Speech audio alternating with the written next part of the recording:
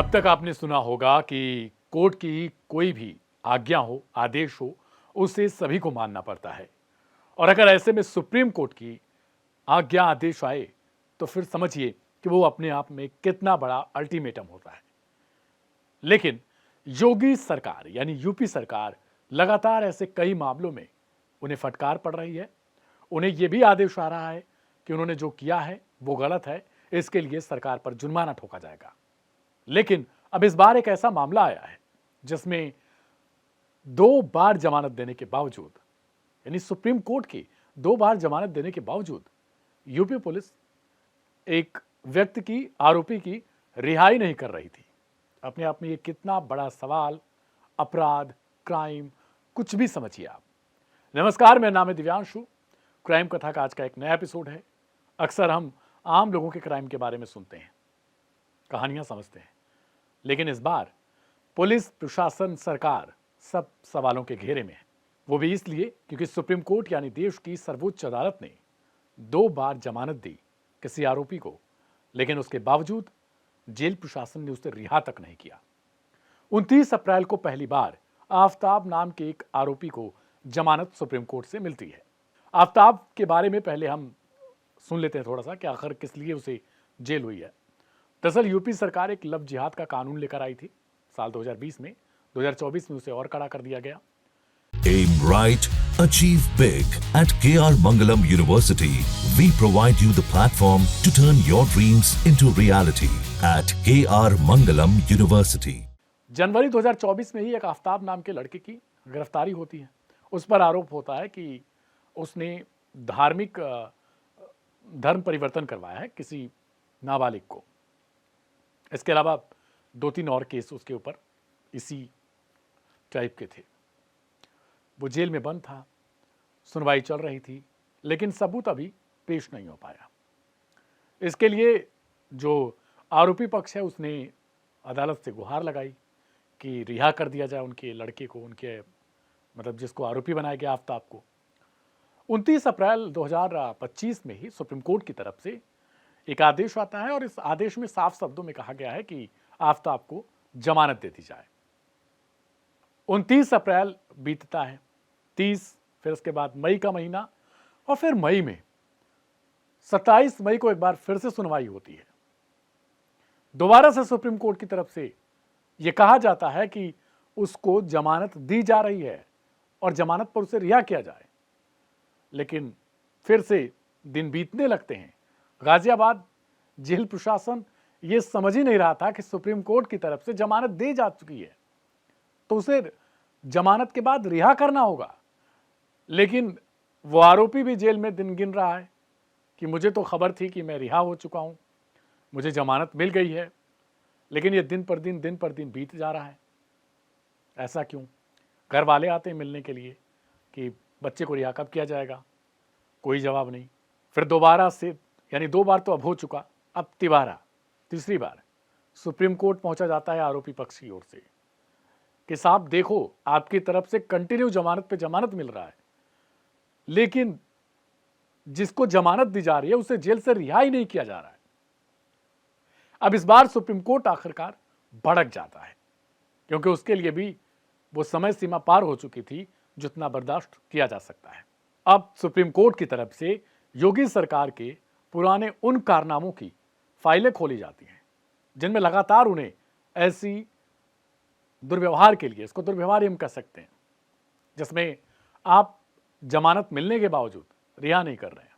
इस बार supreme court भड़कते हुए सीधा सवाल पूछता है राज्य सरकार के वकील से कि हमने कई मामलों में देखा है कि राज्य सरकार आदेश आने के बावजूद अगले फटकार तक का इंतजार करती है कि जब तक लापरवाही ना हो जाए तब तक सुनना नहीं है। कई मामलों में योगी सरकार यानी यूपी सरकार को जुर्माना भी ठोका जा चुका है, चाहे वो बुलडोजर एक्शन को लेकर हो, प्रयागराज वाले मामले में। इसके अलावा कई और जगहों पर जिला प्रशासन की तरफ से गड़बड़ी की गई, उसको लेकर भी सुप्रीम कोर्ट ने जुर्माना ठोका था। इस बार भी जुर्माना ठोका जाता है। उस आरोपी जिसको जमानत दी गई थी आफताब को, उसको 28 दिन तक जेल में रखा गया था। आखिरकार 24 जून को जब सुनवाई होती है तब राज्य सरकार पर फटकार के बाद 5 लाख रुपए का जुर्माना लगाया जाता है। यह उस 28 दिन की कीमत सुप्रीम कोर्ट तय करता है। सुप्रीम कोर्ट के वक्तव्य में यह भी था कि हम 10 लाख भी लगा सकते थे और यह कीमत राज्य सरकार को चुकानी होगी। इसके साथ ही आदेश आता है कि जो डीआईजी जेल हैं यूपी के, उनको तुरंत पेश किया जाए। वो भी उपलब्ध होते हैं ऑनलाइन माध्यम से। इसके अलावा गाजियाबाद जेल प्रशासन के अधिकारी को भी तलब किया जाता है। वो भी बाकायदा फिजिकल रूप से सुप्रीम कोर्ट में पेश होते हैं। उनसे भी सवाल किया जाता है कि आखिर क्या गड़बड़ी थी। अब सवाल आपके लिए भी है कि गड़बड़ी आखिर क्या थी उसमें। अब वहां पर जो दलील दी जाती है वो सुन के, उस दलील में कहा जाता है कि धारा तो बताई गई थी सुप्रीम कोर्ट की तरफ से, माननीय सर्वोच्च न्यायालय की तरफ से, लेकिन इसमें उपधारा नहीं बताई गई थी कि किस धारा के उपधारा के तहत उसे रिहा किया जाना है। यानी सुप्रीम कोर्ट ने बता दिया कि किस धारा के तहत रिहाई हो गई, लेकिन अधिकारी इस बात के लिए सुप्रीम कोर्ट को बता रहे थे कि आपने तो साहब उपधारा ही नहीं बताई है।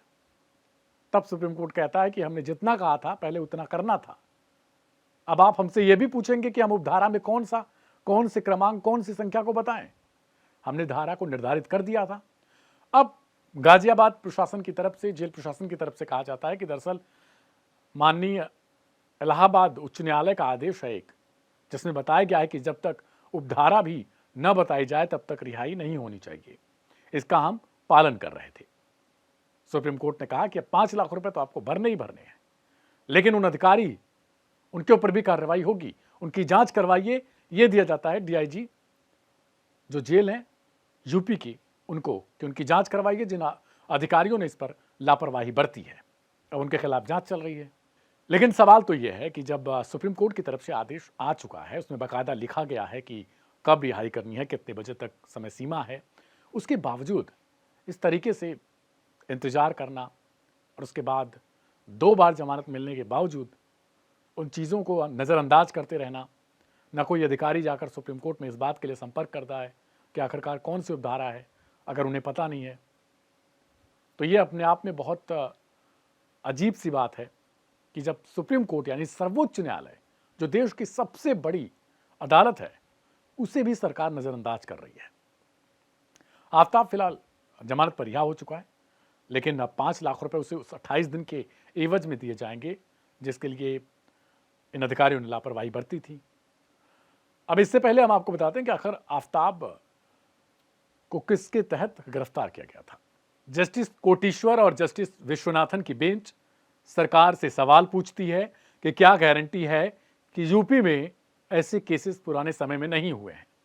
इसके लिए बाकायदा डीआईजी जेल जो यूपी के हैं, उनको सुप्रीम कोर्ट आदेश देती है कि हमें यह बताया जाए कि सरकार या प्रशासन, उसके तहत कितने ऐसे लोग हैं जिन्हें आदेश के बावजूद अब तक इसी तरीके से जेल में रखा गया होगा, इसी तरीके से उल्लंघन किया जाता रहा होगा।